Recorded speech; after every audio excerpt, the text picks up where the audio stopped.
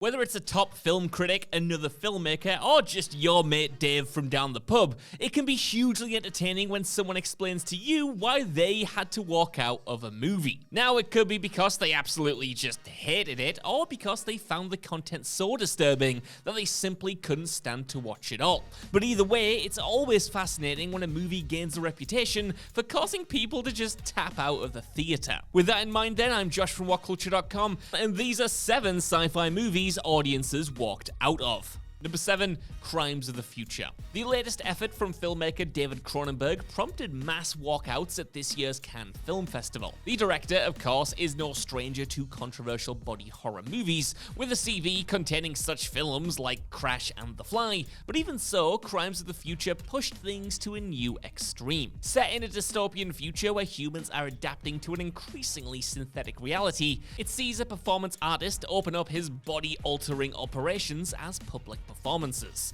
and the results are predictably gruesome and have proved too much for some viewers. At Cannes, some people had already walked out within the first 5 minutes, and while others lasted a little bit longer, a particularly visceral scene involving an open wound prompted yet more people to up and leave. Don't feel too bad for Cronenberg though, as this is exactly what he thought would happen.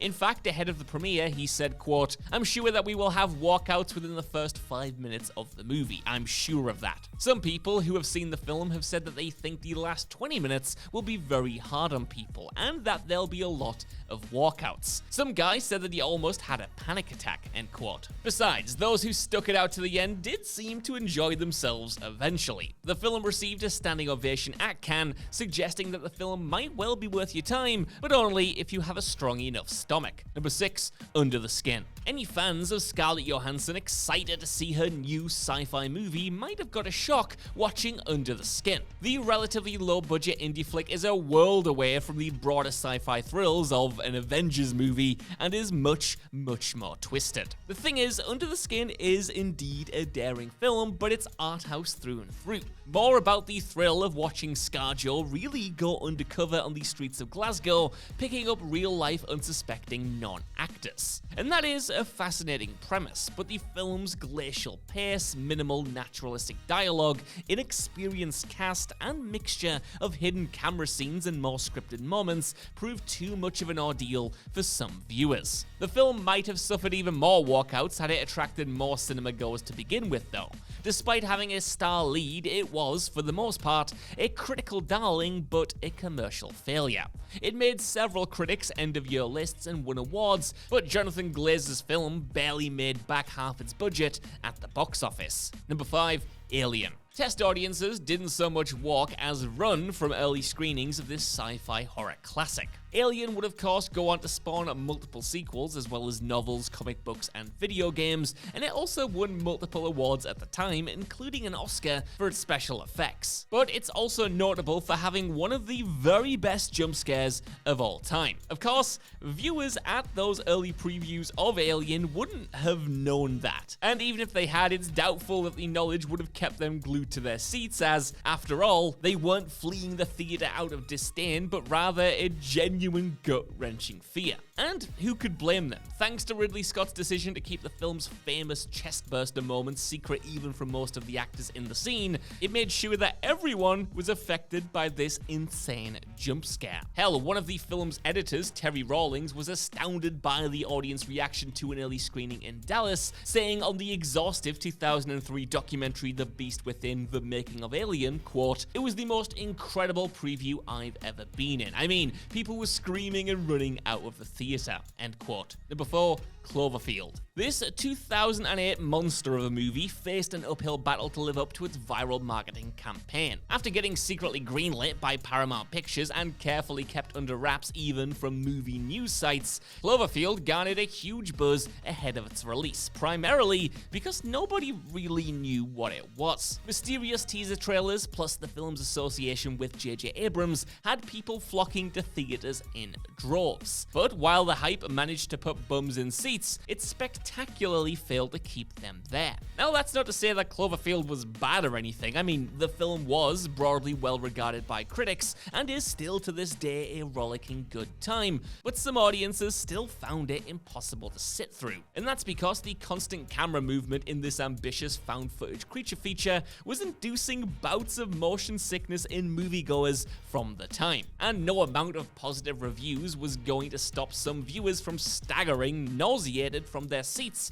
to find the nearest toilets. It got so bad, in fact, that cinemas soon had to start putting up warning signs about the movie's potential side effects, and AMC Entertainment went so far as to offer refunds to anyone who got sick and had to leave partway through the movie. Number 3. Independence Day Resurgence. When Will Smith was cast as part of the ensemble for the original Independence Day in 1996, few could have guessed what an Oscar-winning, box-office-topping, comedian-clobbering megastar that Will would become. The jingoistic alien invasion movie proved to be a breakout role for the former Fresh Prince, and so when a belated sequel was announced decades later, it would be an understatement to say that Smith was notable by his absence, despite actors like Bill Pullman and Jeff Goldblum both returning in their original roles. Newcomer Liam Hemsworth was helped to round out the cast of Independence Day Resurgence, but it wasn't enough to obscure the obvious missing link. It also didn't help that Resurgence also garnered a slew of negative reviews at the time, which in part meant that it underperformed at the box office, though nostalgia for the original and a heavy marketing push did mean that it wasn't a total bomb. Sadly, those who did fork out for a ticket reached two conclusions. Firstly, that those critics who gave the movie a negative review were right, and secondly, that we'd have all been better cutting our losses and leaving before the movie started. Number 2.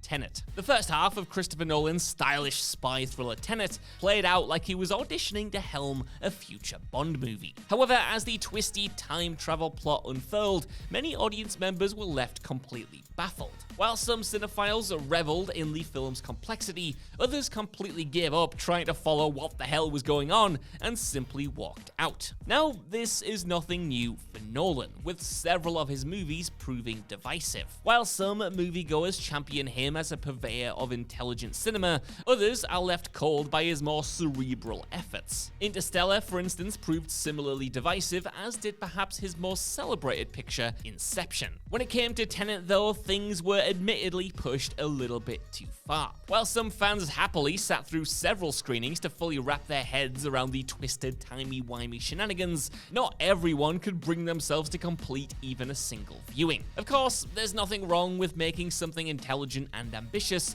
and not everyone will like everything you do, but Tenet also had other, more frustrating problems that people just didn't want to sit through. Sadly, the film featured a sound mix that left some viewers struggling to even hear the dialogue on screen during key scenes, which also led to people leaving early and unhappy. Number 1. Prometheus. When Ridley Scott decided to return to the Alien universe, it's doubtful that he was hoping to continue a proud legacy of cinema walkouts. Nevertheless, though, after Alien's earlier appearance on this list, Prometheus proved just as capable of shedding audience members mid-movie. But while Alien had people fleeing for the exits in sheer terror, Prometheus had audiences less fearful of intergalactic monsters and more frightened of losing their lunches. See, the film contains one particularly stomach-churning surgery scene. Towards the end of the flick, hero Elizabeth Shaw, played by Noomi Rapace, discovers herself to be pregnant with an alien life form. Because she's probably seen one of these movies before, rather than letting nature take its course, Shaw decides instead to extract the creature herself through a futuristic DIY C-section. While audiences, of course, expected gore from an alien movie, this harrowing sequence in particular proved to be too white-knuckle for some viewers. So that's our list. I want to know what you guys think down in the comments below. What do you think of these sci-fi movie scenes? And are there any movies like this where you just had to call it quits and walk out? Let me know, and while you're in the comments, could you please give us a like, share, subscribe, and head over to whatculture.com for more lists and news like this every single day. Even if you don't though, I've been Josh. Thanks so much for watching, and I'll see you soon.